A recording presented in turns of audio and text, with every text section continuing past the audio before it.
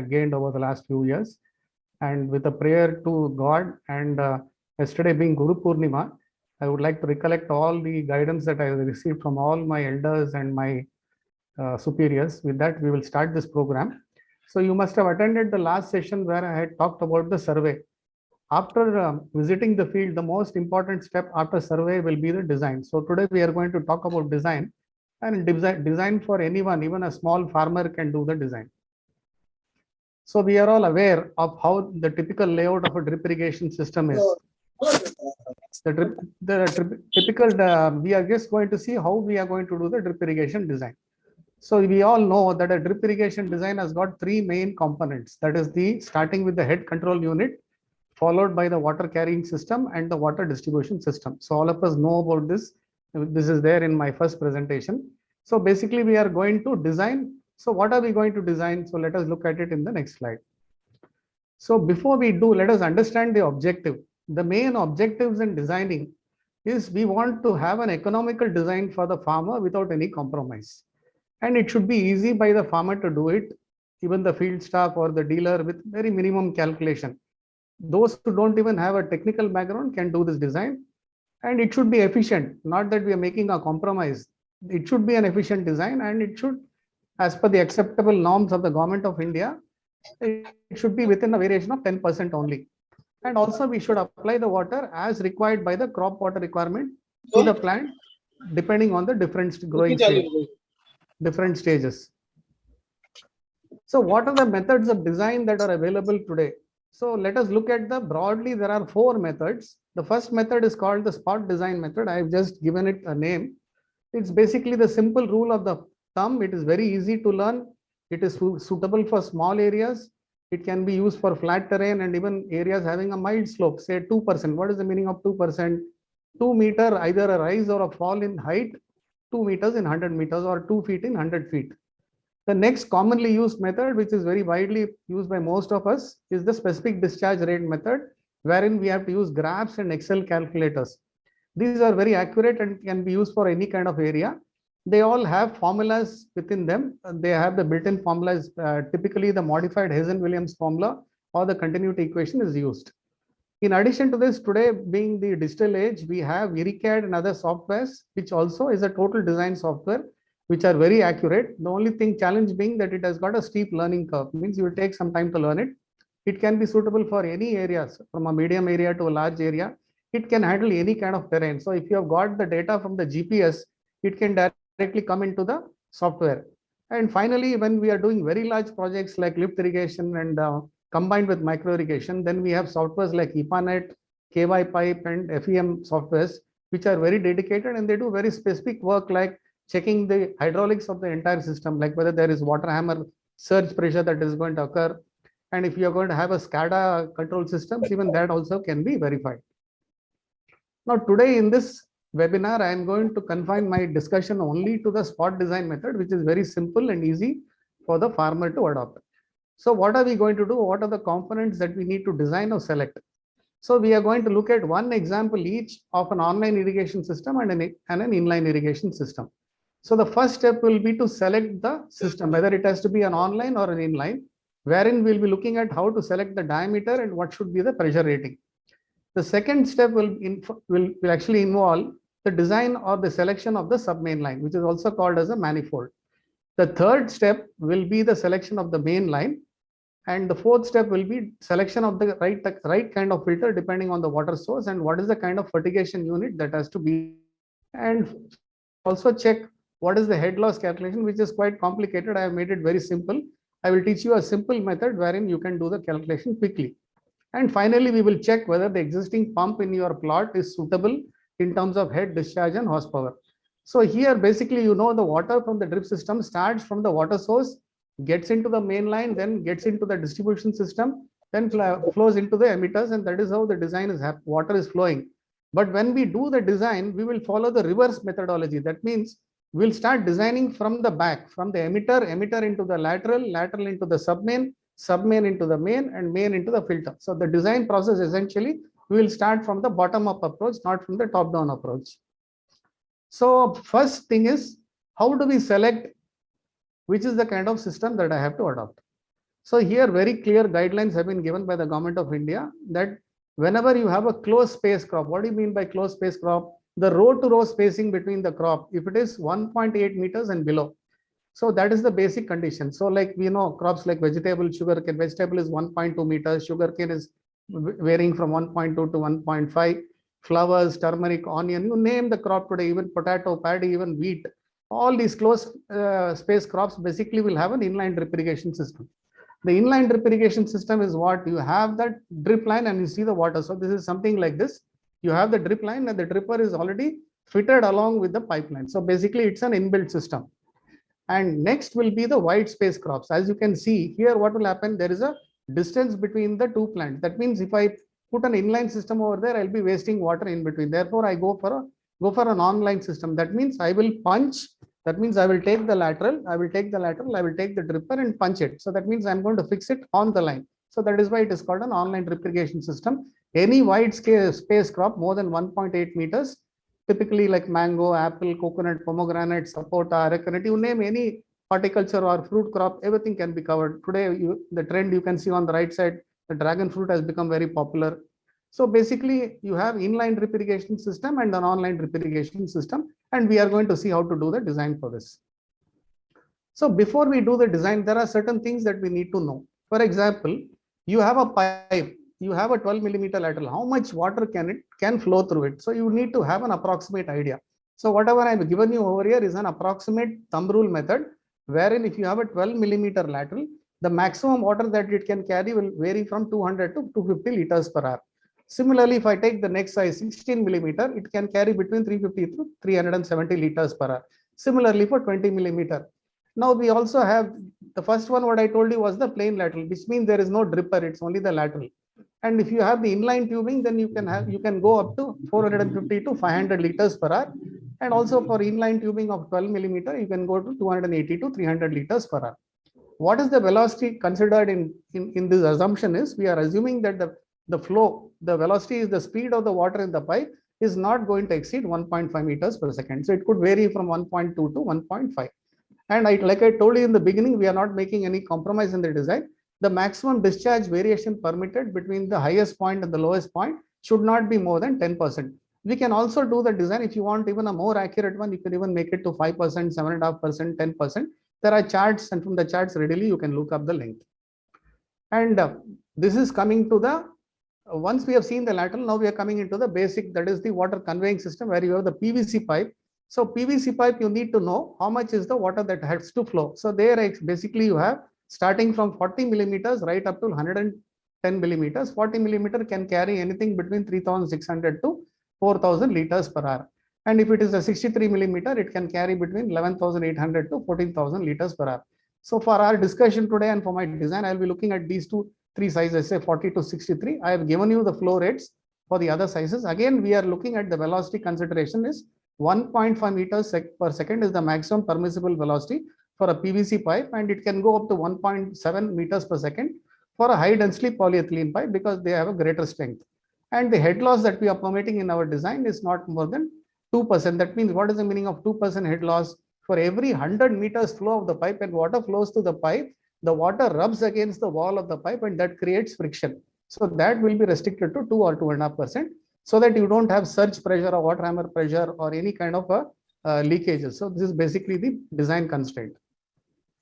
So before we start the design, let us look at the various wetting patterns in the different types of the soil. So the wetting patterns in the different types of the soil is a very important parameter that we have to consider when we want to select the emitter. Now, if you can look at the first one, it's a sandy soil. And you know that in the sandy soil, the water has a tendency to go right down. That is, the vertical movement of water is greater than the horizontal spread. Whereas in case of a medium soil like a red soil, you will have almost an equal distribution of horizontal as well, vertical as well as horizontal movement. And in case of a clay soil, you will have the vertical distribution anywhere from 3 to 3.5 feet. So here, basically, depending upon the type of the soil, we will go in for the emitter spacing. So for a sandy soil, we generally keep the emitters closer. So we will have 30 to 40 centimeters. And if it is a loamy soil, the distance between the emitters can range from 40 to 50 centimeters. And if it is more than that, like a clay soil or a black cotton soil, the spacing of the emitter can be 50 to 60 centimeters. So now let us look at the first example. The first example is the online drip irrigation system. So as I told you, we are looking at a plot. I have taken a theoretical plot of around 2 hectares. The shape could vary. For the sake of understanding a design, I have taken a rectangular plot. And we are having the borewell situated at about 25 meters from the plot, one corner of the plot. And the plot has mango, the crop is mango, which has got a spacing between the row of 5 meters and spacing between the plant also 5 meters. And when we, I would request those not talking to kindly mute their microphone. Wifi करके And therefore, ऊपर वाले को touch करो, जो दिखाया है उसको touch करने के बाद Please continue, sir. Sir, continue, sir. Hello. Sir, unmute your mic, sir. Sir. are you able to hear me now? Yeah, okay. Now I am able to hear. Somebody is, yeah. So here basically, when you are looking at the plot is 100 meters by 200 meters, and the area will come to 100 multiplied by 200 is 20,000 square meters or 2 hectares. The water source is a bore well, and the bore well sometimes also called as a tube well, and the water flow in the bore well is around 7,200 liters per hour, 2 LPS. This I will tell you in the end how to calculate this. And the elevation difference in the plot, that is from the bore well to the last point, is around 3 meters. That means you have to take the water from the ground level to a point almost 3 meters away. And this plot is fitted with a 5 HP 8-stage submersible pump, and the motor sitting depth means where is the motor sitting from the ground level to the bottom is around 40 meters. So this is the data you have gathered after your survey. So let us understand how to do the steps step by step. So the first step that we need to do is to select the system. So as we understand, this is a 5 meter by 5 meter means what? It is a wide space crop. That means it's going to be an online drip irrigation system. Then we need to give the required amount of emitters or drippers that is required for the system to operate. So we will provide 8 liters per hour, 4 emitters per plant. So this is the second step. After that, we will have to create the block or the input output matching. This is the most important and critical step in the design. That means what? I have a certain quantity of water coming out from my tube well, and I have a certain requirement of water in the field. So I have to match it. So I have to check whether I have enough water in my bore well. So how to do that? So we know the number of plants can be calculated by the formula area divided by spacing. So this area is 20,000 square meters and the spacing is 5 into 5. So you are going to get 800 plants. And 800 plant, every plant is going to be provided with 4 emitters of 8 liters per hour. So the total discharge will work out to 25,600 liters per hour. But what is the water available in the well? The water available in the well is only 2 liters per second, or 2 multiplied by 60 into 60, that is 3,600, 2 into 3,600, which works out to 7,200 liters per hour. So that means what it is it trying to tell you? The water is insufficient to irrigate the whole area of 2 hectares in one single go. That means we have to create zones or blocks. How many zones do we have to create? It's very simple. We know that we have to provide 25,600 liters per hour, and we have 7,200. So 25,600 divided by 7,200, we will get 3.55. Normally, we will not make a zone as a decimal, so it will be 4 blocks. So this is how the design is going to come. At this stage in the design, I don't know any of the sizes of the lateral or the submain or anything. I just know that I have to create 4 blocks. So what I did for hydraulic uniformity, I have created equal blocks. So what I have done to the plot is, this is 100 by 200 meter plots. I have made it into 4 blocks. You can see block 1, block 2, block 3, and block 4. So I made 4 equal parts, and I am going to do the design. So basically, I started with the emitter. So I finished the emitter. Emitter was 8 liters. You are going to give 4 emitters per plant. Now let us get into the next step. In the next step, I need to decide what should be the size of my lateral. So whether I have to go for a 16 mm or whether I have to go for a 12 millimeter. So that is the decision I need to take. And therefore, I will have to calculate the flow in the lateral.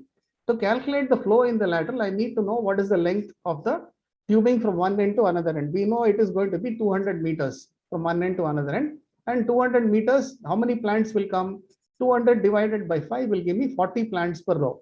So that means there is going to be 40 plants, and each plant is being provided with 8 emitters of 4 liters per hour. That is 32. That becomes 1,280 liters per hour.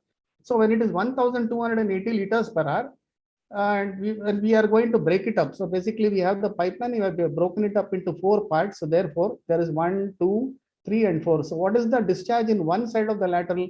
It is going to be 1280 divided by 4. That is around 320 liters per hour. So for 320 liters per hour, as I showed you in the chart in the beginning, whether I should go for a 12 millimeter or 16 millimeter, we know that the 12 millimeter, the maximum water that can flow through a 12 millimeter is only 250 liters per hour, but we require to carry a water of 320 liters per hour. Therefore, we will select the 16 millimeter lateral. So that is as simple as that. So we started with the emitter. Now we have selected that the lateral line is going to be of 16 millimeters. After we do, now the water has come in from the emitter into the lateral, and lateral now it is getting into the submain. So submain we'll have to design. So to design the submain, I need to know what is the flow in one block.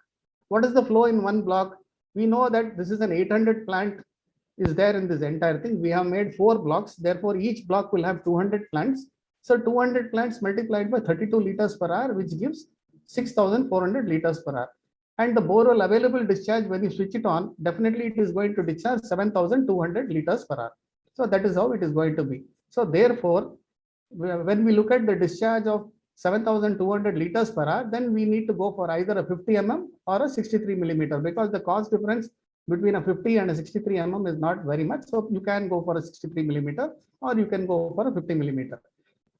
More important over here, in order to make the design economical, we can go for what is called a telescope or an economical design. A part of the pipeline can have the bigger diameter and the later part can have a smaller diameter. How is that possible? Because you know the water, when it is traveling from the beginning, as it keeps going towards the end, the water is getting reduced. So therefore we don't need to give the same diameter from the beginning till the end. So therefore we can telescope it. So therefore we can go for telescopic ratio of say 40% of 63 millimeter and say 60% of 40 millimeter to make the design economical and also the quotation economical. Once we have finished the design of the submain line, then what is the next part? Then we are coming back to the main line. So main line, basically the water available in the borewell is 7,200 liters. It's simply a selection. We have already selected 63 millimeters. So it will be a 63 millimeter 4 kg PVC or HDP line. And once we have finished the selection of the filter also, then what is the last part which is coming? That is the filtration unit. So this is a bore well, and this is a system which is going to have an online drip irrigation system. So generally we recommend you to go for a mesh filter or a screen filter, which is most suitable and most economical. And in order to apply the fertilizer, we can go for a 1-inch venturi, so that you can have the acid treatment done, and also we can apply the water soluble fertilizers. So this covered actually the design part. Now we will have to look at the head loss calculation. So basically, I told you in the beginning that the pump is a 5 HP 8 stage. So how much pressure is required to run the system? So the operating head of the online drip irrigation system was 10 meters. That is, you know, the dripper, if it has to work at the inlet of the dripper, it requires a pressure of 1 kg or 10 meters. And when the water flows through the lateral and also through the submain, you are going to have a 10% loss. So that is actually 10% of 10 meters. That is 1 meter on the submain and 1 meter on the lateral. So totally put together, it is 2 meters. Now we know we have to lift water from the borewell 40 meters down, so that 40 meters also will get added up. In addition to this, whenever water flows through any obstruction, there is going to be a loss. So when it passes through the filter, you are going to have a loss of 2 meters. And similarly, when you operate the venturi, there will be a pressure drop. As I told you last time in the fertigation webinar, that when you throttle it, there is going to be a pressure drop between the inlet and outlet. So that will be around 5 meters. And fittings which you have bend, T and other connections will also take another 2. And to calculate the mainline loss, we need to take 2.5% of 225 meters. So how did I get 225 meters? It's very simple. All you need to do here is 25 meters from here, 50 meters over here, and you have another 50 meter here and 100 meter here. So 100, 150, 200 and 225. So that is how we got 225 meters. So just apply the standard rule of 2.5% of 225. That means you take 2.5 divided by 100 multiply by 225 will give you 5.62 meters. Also, don't forget to take the elevation, because you need to carry the water to the highest point. So elevation will be around 3 meters. So totally, when I total up all the head that is required, that will come to around 70 meters. So basically, we have a total dynamic head, as we call it. We need, the pump should give a dynamic head of around 70 meters. So How now we'll have to check the suitability of the pump. Is the pump suitable or not? So we have found that we need to have a head of 70 meters. I told you in the beginning that the farmer is having a 5 HP 8-stage pump. So what is the meaning of a 8-stage? Stage basically refers to the impeller. So as you can see from the diagram, these are the impellers. So this is an 8-stage or an 8-stage impeller.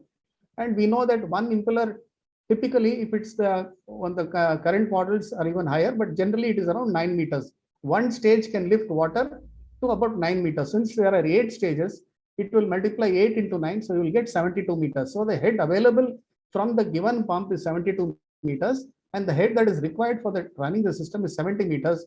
That means the head available is greater than the head required, so the existing pump is suitable. So from the head point of view, the selection is fine. Now, is it okay from the horsepower point? Horsepower point also it can be checked. You have a simple formula. Horsepower is given by the formula Q multiplied by H divided by 75, which is a constant, into 0.6, where 0.6 is the efficiency of the pump. So we know that the discharge over here is 7,200 liters per hour. And in this formula, the consistency of units is very critical. Q has to be taken in liters per second. So that becomes 7,200 divided by 3,600, which is 2 liters per second. And commonly the efficiencies of the pump vary from 0.5 to 0.6. Centrifugal pumps I have taken for the calculation 0.6. So when we put it in the formula, you will find that the theoretical HP required is around 3.11. And I told you in the beginning, this was a pump which is actually having a 5 horsepower. So the existing pump is suitable. So for the online drip irrigation system, it is completed. So we are able to also check. So very quickly the design has been done. So now I will take you through the second example, which is an inline drip irrigation system. So inline drip irrigation system is used for closed space crop. I have taken an example of just a 1 hectare plot, a 100 meter by 100 meter plot, and the spacing between the rows is 1.2, and the spacing between the emitters is or the plants is 0.6. And the row direction is very important when we do the design, because we need to provide the lateral only in the east-west direction and not in the north-south direction. The water available in the borewell is 10,800 liters per hour or 3 liters per second. This has got a 5 horsepower 8-stage submersible pump with a motor sitting depth of 40 meters. So how do we do the design? Very typical steps are involved. So first is you want to go for what type of system? This is an inline drip irrigation system. So inline drip irrigation system means, as you are seeing in the photograph also, the dripper is inside the tube. So basically for inline drip irrigation system, this is vegetable spacing of 1.2 to 0.6. So there is no confusion in that. So next we like to go for the emitter selection. Means what should be the discharge of the emitter and what should be the spacing between the emitters. So now this is got a clay kind of loamish clay soil. So I have selected a 2 liter per hour and a 40 centimeter spacing between the emitters. So that is what is the emitter selection. The third step between the online and inline, this is where the difference will come. You have to create the block.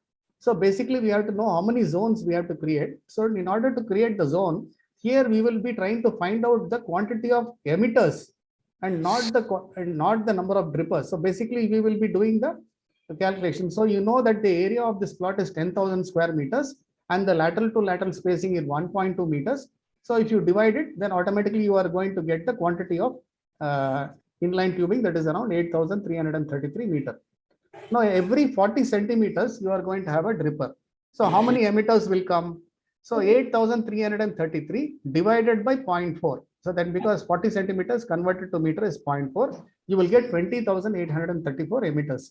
Every emitter has got a discharge of 2 liters per hour, which means the total discharge required for this plot will be 41,668. So again, like the online design, so you need to calculate how many blocks I have to create. So basically, I know the water available in the borewell is 3 liters per second over here, which is 10,800 liters per hour. And the total discharge that is required for the entire irrigation is 41,668. So 41,668 divided by 10,800 will give me 3.85, say 4 blocks. So the design has become so simple. So here again, I have made the design like this.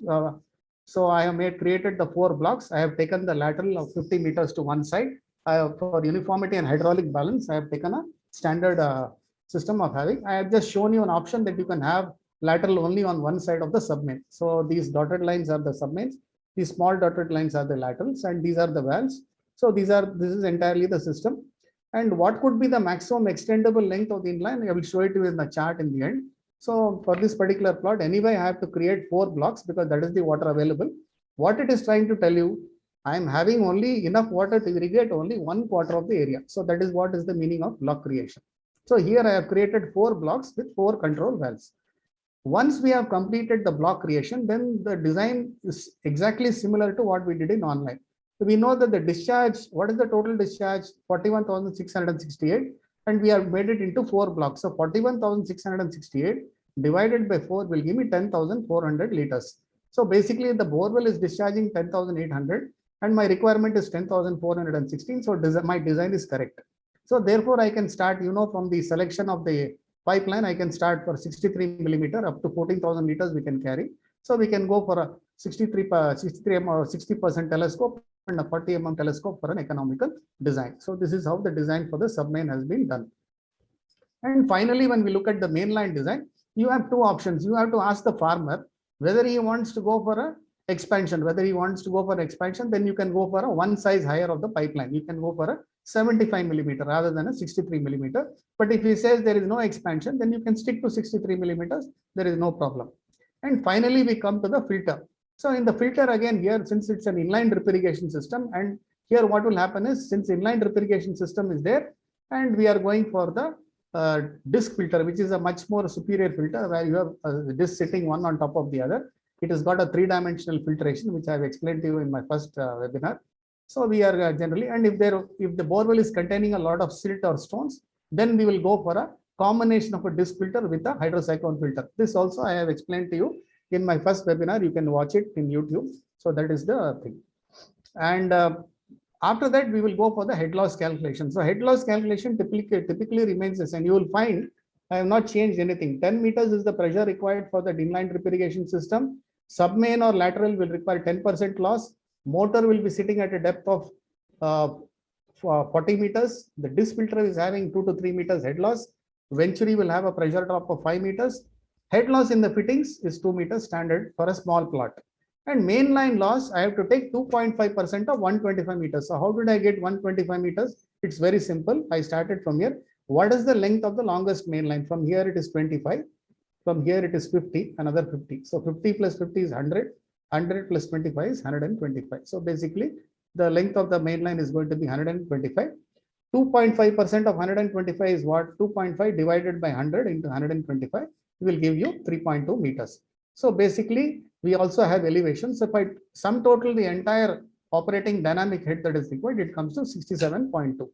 So therefore, when I check again for the suitability of the pump, I have got a 5 HP 8 stage and the maximum head that is available is 72 meters, but we require only 67.2 meters. From the consideration of head, it is quite suitable.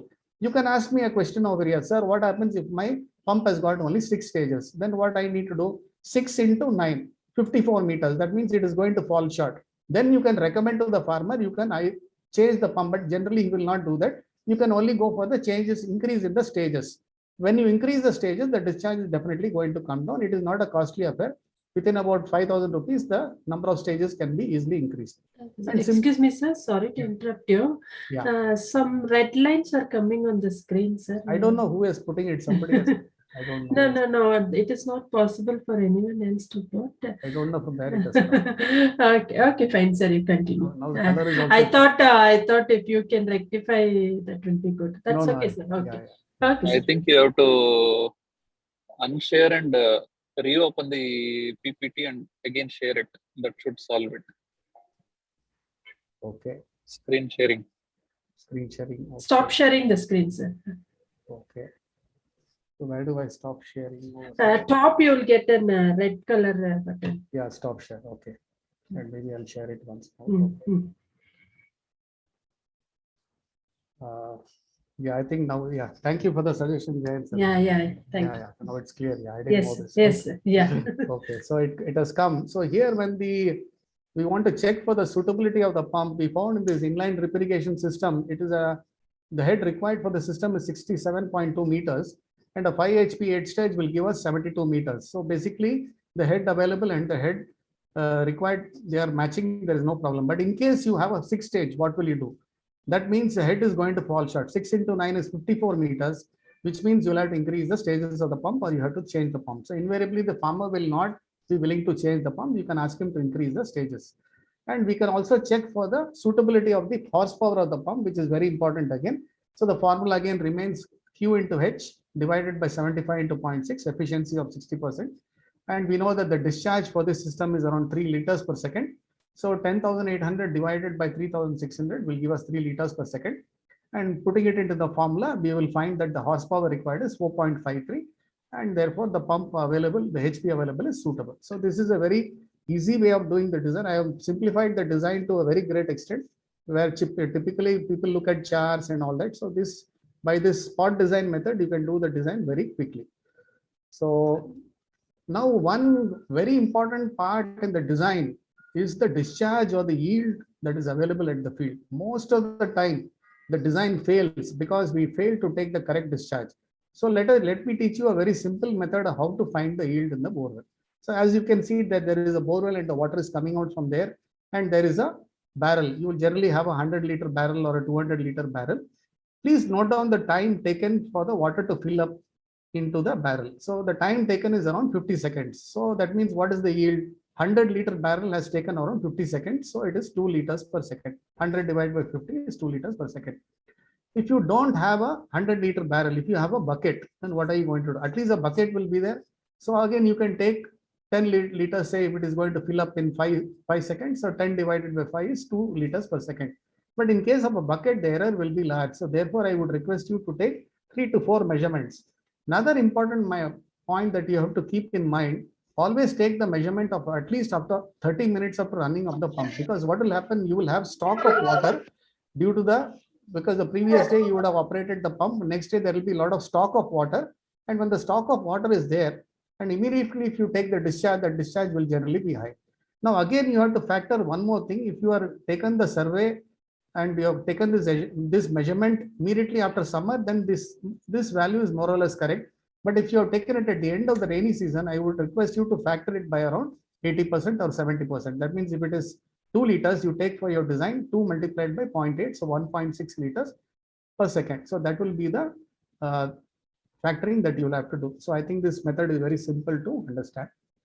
And when we have the products, like I was telling you the chart, so depending on the discharge variation, you could have the extendable length. For example, if the dripper spacing is 40 meters, you may ask me how much long can I run so if it has got a 5% discharge variation, I can go up to 75 meters. And the same thing, as the discharge variation increases, the extendable length of the emitter also will increase. So this is for a 2-liter dripper and this is for a 4-liter dripper. So this is basically the chart which is provided by the manufacturer. At Premier, we provide these charts to all our retailers and sellers, and so basically you can go for the selection. So this is another important thing that you have to keep in mind, and you can decide what is the discharge variation that you want to permit in the field, whether you want to have a 5% or a 7.5% or a 10%. Accordingly, you can select. As you can see, between the 4-liter and the 2-liter, the same configuration. If you take a 10%, if you are using a 2-liter, you can go up to 96 meters, and if you are taking a 4-liter, you can extend only up to 61 meters. Sorry. So basically, the extendable length gets reduced because of the higher discharge. So thank you very much for the interaction session. The time, I hope I finished it in 30 minutes. Yeah, 35 minutes. And thank you very much. And now we will open the session for any questions that may be there. And thank you very much. Okay, thank you very much, sir, for a detailed presentation. I'll take up the questions from the participants. In the meantime, please stop sharing the screen, sir, so that we can see your full video. Yeah, I'll move on to the questions now. The first one is, most farmers totally depend on the dealers to install their drip irrigation. Is this good or a bad idea? Actually, like I told you that if the dealer is qualified or if the dealer knows how to do the design, at least the basics, if he knows, then it is good. But generally, it is a good practice to get it done by a qualified engineer. Otherwise, what will happen is you will have problems. Like I told you, that even though the calculations I have explained, they are quite simple, but then when you start installing it, any dealer who has got field experience or anyone who has got basic knowledge and who has to be trained by the company, they will be able to do the design. Otherwise, without any knowledge, if you go and install it, what will happen is you will be giving a wrong size. Whereas if you require a 50 millimeter, maybe he has gone and given a 40 millimeter, and then you will not have the discharge being uniform, and the water will not be reaching to every plant with the required uniformity. Okay. When a drip irrigation, when is a drip irrigation system badly designed? The drip irrigation system gets badly designed when you don't visit the plot itself. Somebody will come to your counter or to the shop and tell you, please make a design. So then what happens is, without even visiting the field, if you try to make a design, you generally tend to make mistakes, because I always believe the person who has visited the field, who has done the survey, should definitely go for the design, because then the design will be correct. Okay, I move on to the next question, sir. Once installed, what is the lifespan of a drip irrigation system? Yeah, well-designed drip irrigation system, as per the Government of India, should last you minimum 5 to 7 years. We have systems which have been working for more than 10 years, but the basic point you have to remember is, it's not that I give you a drip system. The challenges that the main challenge that is there in the system is that it could get blocked because of the salts. So a frequent maintenance of the system by acid treatment or chlorination will be required. Okay. What type of maintenance is required for keeping the drip system running smoothly for many years? Yeah, this I had covered in my third part. Anyway, for the benefit of the viewers, I will tell you there are basically two treatments. One is see what happens is, you have provided a filtration system. It has taken care of the physical impurities. But what about the chemical impurities that are there in the salt? As you know, as we go deeper and deeper, the salt content is increasing tremendously. In such cases, the salt, when the water comes out from the emitter, the water is going to come out from the emitter and the droplet is going to be left over there. When in the heat, what will happen? The water will evaporate, but the salt gets precipitated on the orifice. So that will become the salt precipitation. Generally, looking at the color of the salt, you can decide. If it is generally white in color, it could be precipitation due to calcium and magnesium, which is very common in the water. If it is a brownish color, it could be due to iron. And if it is going to be greenish in color, that means your filtration is bad. You have allowed algae to get into the system. So basically, depending on that, you will have to do that is the first maintenance. You have to take care of the acid treatment. Regular maintenance will be to, like I told you in my other seminar, that every day you have to clean your filter. Simple things, clean the filter. There are no moving parts. Open it up, clean it up, then go to the basic components, check whether the pressures are fine, because the drip system will not work correctly if the pressures are not correct. So please look at the pressures over there. Pressures at different points, at the head control unit, at the submain level, at the lateral level, you have portable pressure gauges. Please go and check if the pressures are correct. It's a good practice too. If it's possible to walk in the field on online easily, you can walk, go and inspect around. It's not that you have got a system.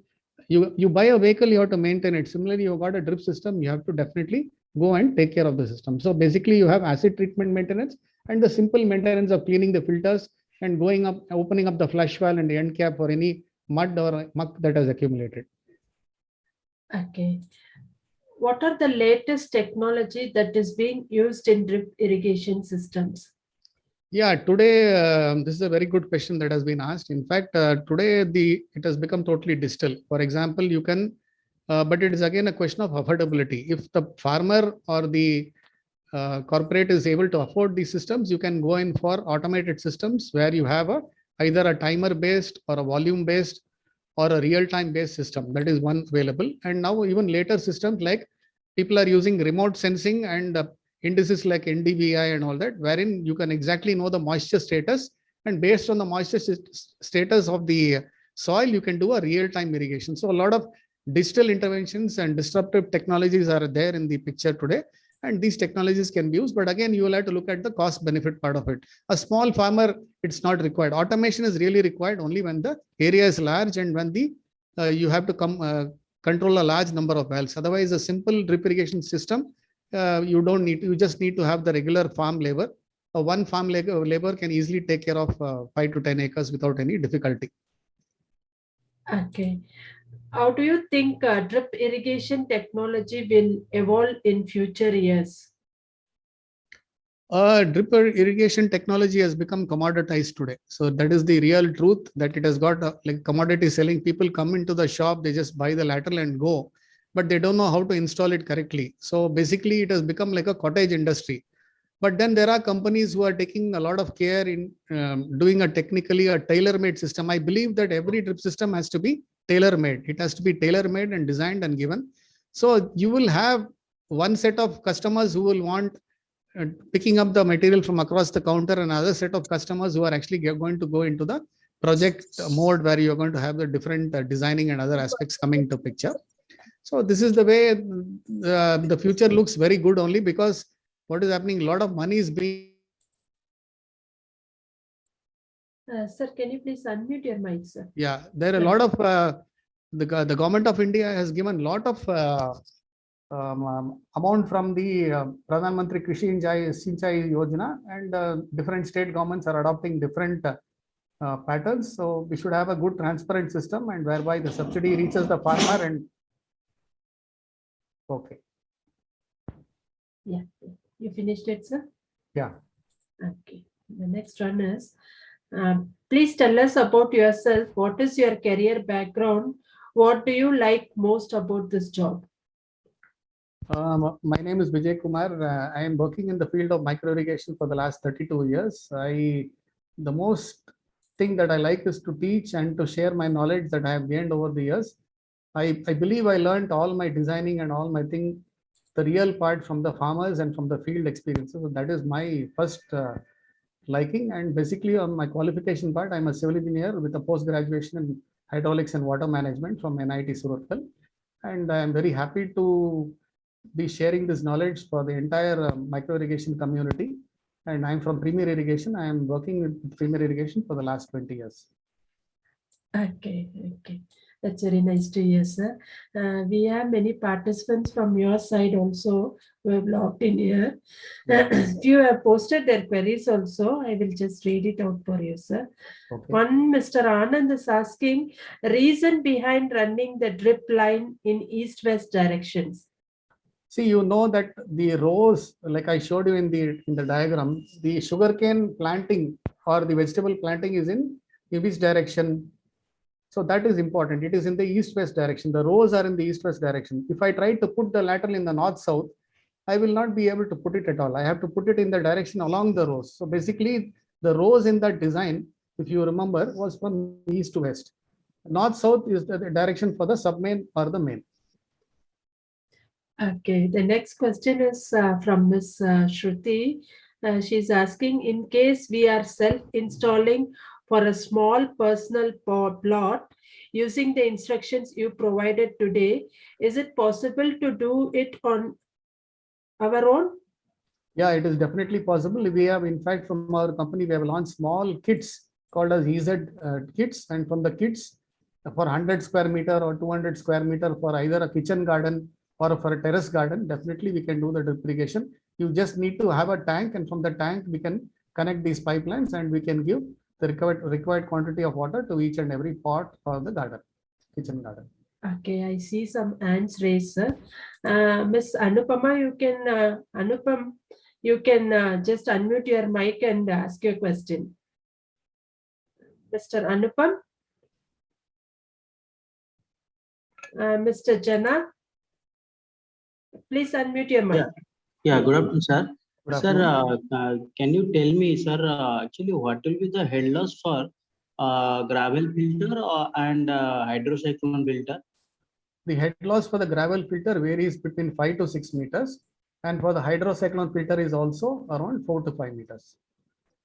Thank you. Okay, and Mr. Anupam, now you can unmute your mic and ask your question.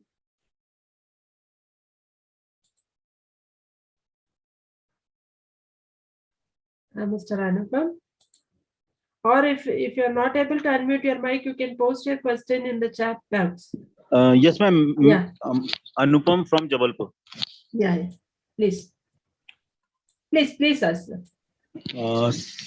Sir मैं ये पूछना चाहता था कि ये जो lateral चोक होती है, जो ड्रिपिन की जो लेटरल चोक होती है, उसमें ब्राउन कलर के जो पार्टिकल्स कई जगह पे मेरे को देखने को मिलते हैं, कई जगह पे तो व्हाइट कलर के देखने को मिलते हैं मैक्सिमम जगह, मगर कई जगह ब्राउन कलर के पार्टिकल्स या हरे कलर की काई देखने को मेरे को मिलती है, तो उसको कैसे साफ करना चाहिए सर? तो उसके लिए कौन सी है? बराबर जो आपने बताया अभी, ब्राउन कलर का जो है वो एक्चुअली ड्यू टू आयरन के लिए आयरन के लिए, सो आयरन को निकालने के लिए बहुत मुश्किल है, सबसे तकलीफ ट्रीटमेंट देना पड़ेगा आपको, वहां आपको acid treatment followed by chlorination दोनों भी करना पड़ेगा, ताकि और एक और दूसरा मेथड है जो ऑक्सीडेशन। ऑक्सीडेशन वो बड़ी पैमाने में नहीं कर सकते, इसलिए हम लोग क्या कर बोलते हैं दैट बेसिकली अगर आपका कुआं है उसी में से आपको ऑक्सीडाइज करके आयरन को निकालना चाहिए, अदरवाइज फ्रीक्वेंटली आपको एसिड ट्रीटमेंट करना ही चाहिए। हाइड्रोक्लोरिक एसिड या फॉस्फोरिक एसिड यूज कर सकते हैं। सर वीकली करना चाहिए या मंथ में एक बार करना चाहिए या 2 बार? ये आपको क्या है, आपको डिसाइड करना पड़ेगा कि आपका कितना जल्दी चोक हो रहा है। हमारा ये रिकमेंडेशन है कि हमको हमारे सिस्टम में 3 महीने में एक बार करना चाहिए। अगर ब्लॉकेज हो ना हो, आपको 3 महीने में एक बार करना ही चाहिए। मगर समझो आपका जल्दी जल्दी, जैसे मैं कड़पा में गया था, वहाँ कड़पा में सेम प्रॉब्लम आया था, रेड कलर का या ब्राउनिश कलर का चोकिंग था। वहाँ हमने डिस्कस किया और वहाँ हम मंथली वहाँ कर रहे हैं, क्योंकि वहाँ का क्यों जो हम बोलते हैं पीएच वो करीबन 9 ऑलमोस्ट 8.5 तक था, एंड वहाँ पूरा जल्दी जल्दी वो रस्ट में कंटामिनेट हो रहा था। तो ये एक्चुअली वाटर का क्वालिटी का इश्यू है। सो इसमें क्या बोलते हैं ना, every system has got it some limitation, तो इसलिए हमको हर मंथ में हमको क्लीनिंग करना पड़ेगा। सर एक चीज और पूछना चाहूंगा सर। हाँ जी सर नेटाफेम के जो कस्टमर हैं वो फ्लैट लेटरल लेना ज्यादा पसंद करते हैं राउंड लेटरल की अपेक्षा। वो कहते हैं कि फ्लैट लेटरल को लंबी दूरी तक ले जाते हैं, उसमें हेड लॉस वगैरह, फ्रिक्शन लॉस, ये सब चीजें कम होती हैं। आपकी जो राउंड की लेटरल है ठीक है, उसमें 4 छेद होते हैं, पानी चोकिंग नहीं होता और वो है, मगर फिर भी वो फ्लैट लेटरल ज्यादा यूज करते हैं। तो उनको कैसे, मतलब अपन तो बताते हैं उनको कि भाई हमारी लेटरल में 4 हिल टेक्नोलॉजी है और उसमें चोकिंग की प्रॉब्लम कम है, मगर फिर भी वो मतलब डाइवर्ट तो हो रहे हैं अब धीरे धीरे, मगर प्रॉब्लम होती है थोड़ा सा। क्या करना चाहिए सर? सी एक्चुअली क्या है, मार्केट में दो तरह, जैसे आपने बताया, एक आपको आता है जो ड्रिपर सिलेंडर फ्लैट होता है, दूसरा जो हाँ होता है सिलिंड्रिकल होता है। तो ये दोनों टाइप का ड्रिपर आपको मार्केट में अवेलेबल है।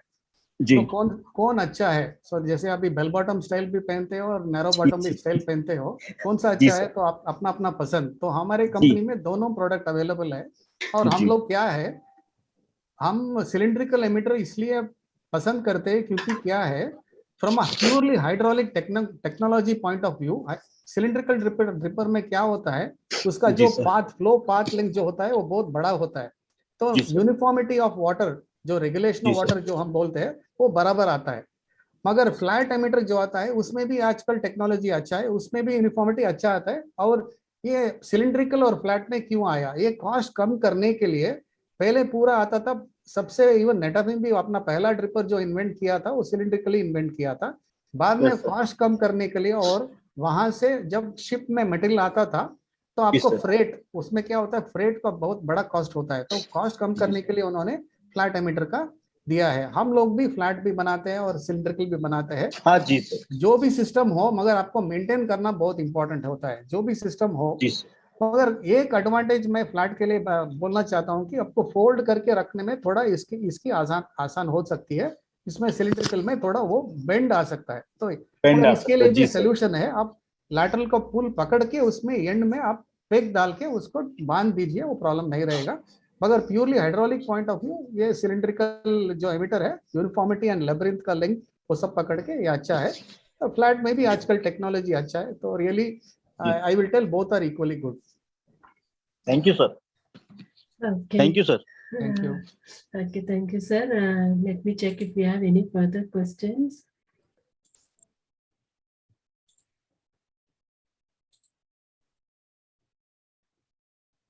I don't see any.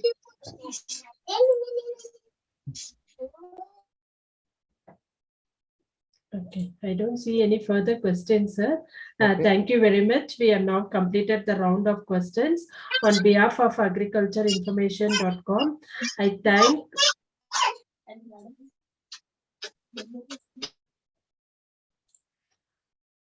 thank Mr. S. Vijay Kumar for the talk and for answering the questions in detail. I also like to thank all the participants in this meeting. This meeting will now be closed.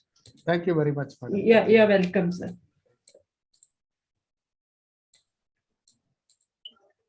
Thanks, sir. Thank you. Thank you sir. Thank you, sir.